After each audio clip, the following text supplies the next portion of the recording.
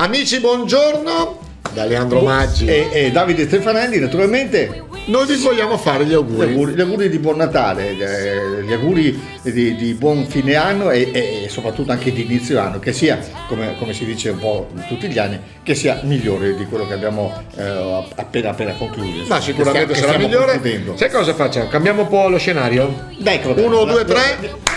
Eccolo là, è andato.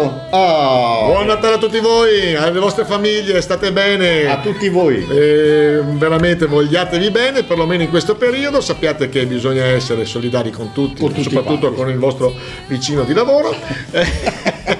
Da Leandro Maggi e Davide Stefanelli. Buon Natale a tutti. Buon Natale. Ciao.